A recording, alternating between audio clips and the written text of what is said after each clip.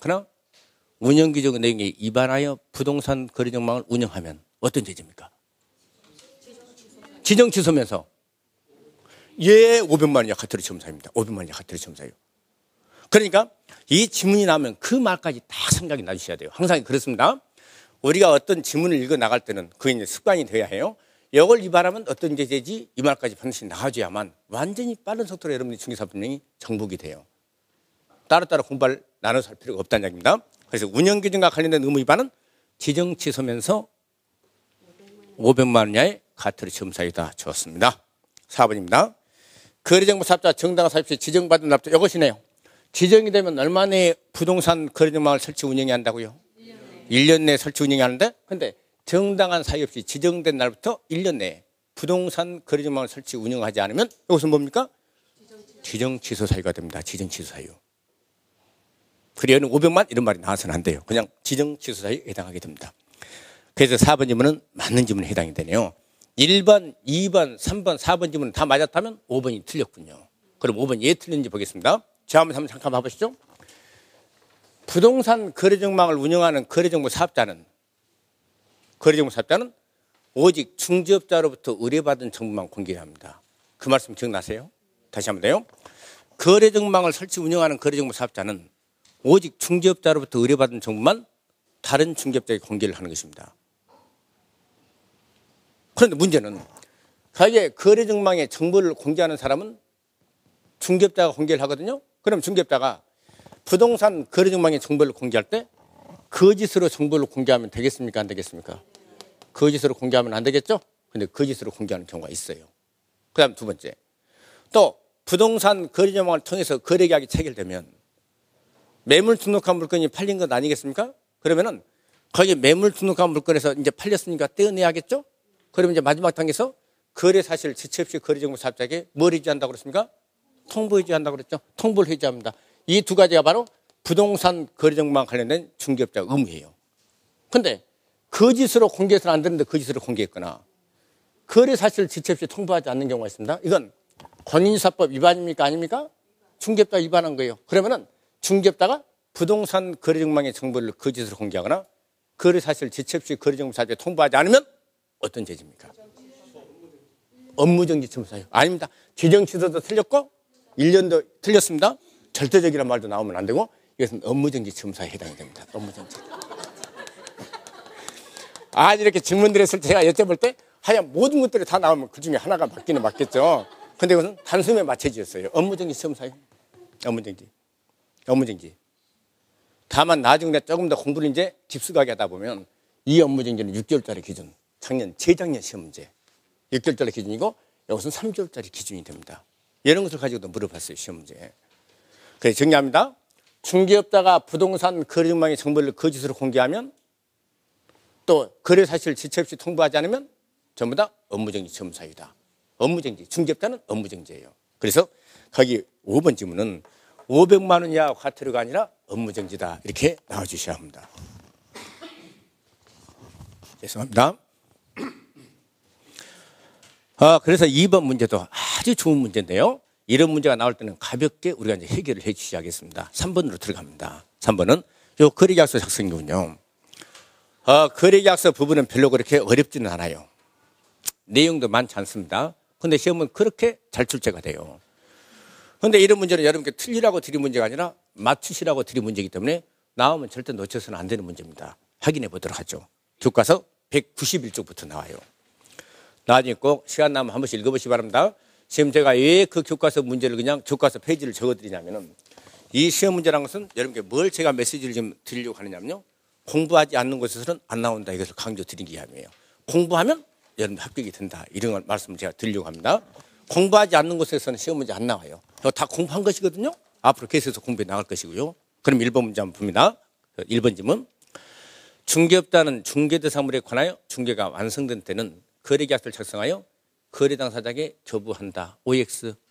예, 26조 1항 규정이네요. 중개업자는 중개가 완성되면 거래계약서를 작성을 해야 합니다. 이건 작성 의무예요. 그리고 양 당사자의 교부해 주도록 되어 있습니다. 계약이 나왔으니까 말씀드려볼까요? 거래계약서 4번 보존해야 합니까? 보존하지 않아도 됩니까? 몇 년간요? 예, 조금이 나옵니다. 5년간 보존하는데 보존 안 하면요. 예, 업무정지 처분 사유. 업무정지 처분 사유. 예. 업무정지에서 그쳐줘야 합니다.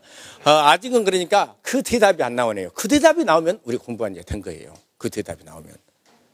그래서 그 대답이 나올 때까지 우리 줄기차게 하여간 많이 읽고 다니셔야 합니다. 1번 질문은 맞아요. 거래당사자 교부한다. 맞는 질문입니다. 26조 1항 규정. 그 다음 2번입니다. 중개업자는 거래계약서에 서명 및 날인해야 한다. 맞습니까? 거의 밑날인이에요? 또는 날인이에요? 이 말씀 기억나십니까? 확인설명서와 거래계약서 서명 및 날인자는 똑같다. 중개업자, 법인의 대표자, 분사무소 책임자가 서명 및 날인하되 당해 중개행위를 한 소속공사가 있다면 소속공사가 함께 서명 및 날인해야 한다. 그 말씀 기억나시죠?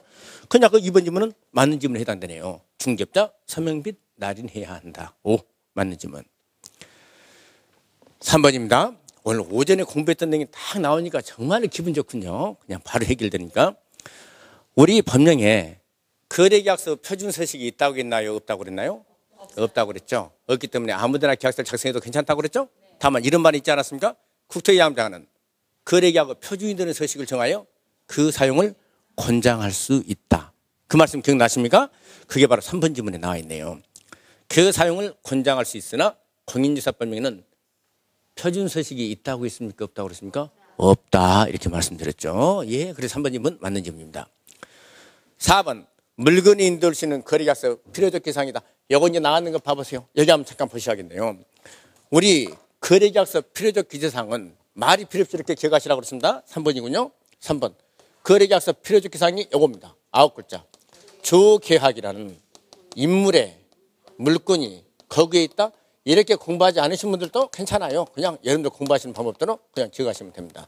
근데 이렇게 기억을 하셔야 돼요. 그냥 읽어가지고 9가지를 기억하면요. 기억은 다 하겠죠. 기억은 다 하시는데 시험장에서는 빨리 문제를 해결할 수 없기 때문에 여기서 완전히 기계적으로 기억을 하십시오. 이렇게 말씀드렸어요. 한 번만 읽어보겠습니다. 조건기한이 있으면 조건기한, 계약일, 확인설명서 교부일자, 거래당사자 인적사항, 물건의 표시, 물건 인도일시, 권리이전의 내용, 거래금액, 계약금액, 지급일자 등 지급관한상 그 밖에 약정 내용입니다. 아주 간단해요. 이렇게 한번 기억만 해놓으면 끝입니다. 근데 이렇게 시험 문제 잘 나와요. 거기 2개 질문이 나왔군요. 작년에도.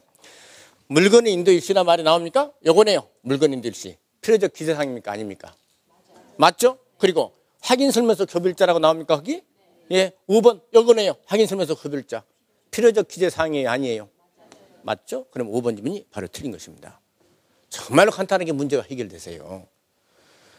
그래서 3번 질문은 5번이 바로 틀렸습니다. X. 좋습니다. 4번으로 들어갑니다. 우리 법령에서 몇 년간 보존하라는 명문의 근거가 있는 서는 딱 3가지밖에 없어요. 다 나왔네요. 여기. 전속중개약서 몇 년 보존합니까? 3년. 대답을 하실 준비 되셨죠? 3년간 보존해야 합니까? 3년간 보존하지 않으면 어떤 죄입니까? 업무정지입니다. 업무정지. 좋습니다. 업무정지. 또 거기 보면 확인설명서 사본은 몇 년간 보존합니까? 또 준비되셨습니까? 몇 년간 보존합니까? 3년 보존하는데 안 하면요? 업무정지. 좋습니다. 그 다음에 거래계약서 사본은 몇 년간 보존합니까? 5년. 보존하지 않으면요? 업무정지. 좋습니다. 다 업무정지예요. 업무정지.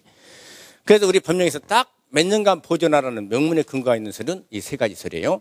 전속중개계약 확인설명서 각각 3년씩만 보존하면 되고 거래계약 사본은 몇 년입니까? 5년간 보존하도록 되는데 다 중개업자가 그 의무를 위반했을 때는 전부 다 업무정지 처분서가 되는 것입니다. 5번 문제 들어가 보죠. 5번은 교과서 195쪽부터 나와 있는 내용으로서 부동산 거래 신고제도는 작년, 재작년에 3문제, 작년에 2문제 이런 식으로 시험 문제 나와요. 매년 2문제 나온다 그래 생각하시고 공부하시는데 공부하는 부분이 조금 내용이 좀 방대해요. 그래서 공부하는 것이 좀 까다롭습니다. 그러나 이런 부분들도 우리가 놓쳐서는 안 되는 것이기 때문에 잘 공부하고 들어가셔야 합니다. 바로 거기 5번 문제 한번 봐보세요. 부동산 거래 신고는 여기 한번 잠깐 봐보시죠. 네, 이것도 오늘 오전에 공부했기 때문에 아주 깔끔하게 이렇게 공부가 가능한데 부동산 거래 신고 대상이 되는 계약은요. 다음과 같이 정리를 하셔야 한다고 그랬죠. 먼저 법에서 정한 부동산은 토지와 건축물이 있습니다. 법에서 정한 부동산은 토지와 건축물 이 2가지가 있고 그 다음에 예, 그 다음에 예, 그렇죠. 분양권이라는 말이 있었고 이건 부동산을 지도할 수 있는 권리였습니다. 또 하나는 입주권이라는 말이 있었는데 이 분양권이라는 것은 주택법상 사업계획 승인을 얻어 건설 공급하는 주택의 입주자로 선정된 지 많이 읽어보셔야 해요. 여기 입주권은 도시 및 주거환경정비법에 따른 관리처분계획 인가론에 취득한 입주자로 선정된 지 이것을요 방금 주택법상 읽어드린 것은 분양권이라 표현하고 도시 및 주거환경정비법에 나와 있는 입주자로 선정된 지를 입주권이라 표현합니다. 바로 부동산 거래 신고 대상이 되는 물건은 이 네 개예요. 이 두 개가 법에서 정한 부동산이고 이 두 개가 법에서 정한 부동산을 취득할 수 있는 권리입니다. 이거 더하기 무슨 계약이라고 그랬어요? 매매계약입니다. 매매계약. 매매계약을 체결할 때 부동산 거래 신고 대상이 되는 계약입니다. 그래서 매매계약은 매매계약인데 이 네 가지가 아닌 임목이나 광업재단이나 공장재단에 대한 매매계약은 신고 대상이 되는 계약이 아니에요? 아니다. 이렇게 기억해 주시고 그리고 비록 이 네 가지 것이라 하더라도 매매계약이 아니라 증여계약이라든가 교환계약이라든가 지상권, 지역권, 전세권 설정 계약이라든가 임대차 계약이라든가 경매나 압류분상 공매라든가 신탁계약 이런 것들은 전부 다 매매계약이 아니기 때문에 신고 대상이 아닌 계약입니다. 아주 간단해요. 이것만 정확하게 신고 대상이 되는 계약이다 기억하면 신고 대상이 아닌 계약은 바로 여기서 도출이 돼요. 따로 외우고 말고 할 필요가 없는 것입니다. 그럼 그 1번 좀 봐보세요. 무슨 계약이라고 했습니까 방금? 아니요. 거기 매매계약일 때 신고 대상이 되는 계약이라고 그랬죠? 그럼 매매계약이 아니면 신고 대상이 아닌 계약입니다. 그냥 거기 1번 질문 부동산의 증여계약은 매매계약이에요? 매매계약이 아니에요? 아니기 때문에 신고 대상이 아닌 계약이 되는 것입니다. 아무것도 아니에요? 그래서 1번 질문 X입니다. 그 다음 2번 중개업자가 중개를 완성하여 거래계약서 여기 한번 잠깐 봐보세요. 우리 부동산 거래 신고 의무자 공부했습니다. 신고 의무자를 공부했는데 신고 의무자는 법 27조 1항에서는 거래 당사자가 신고 의무자가 된다 이렇게 나와 있었고요.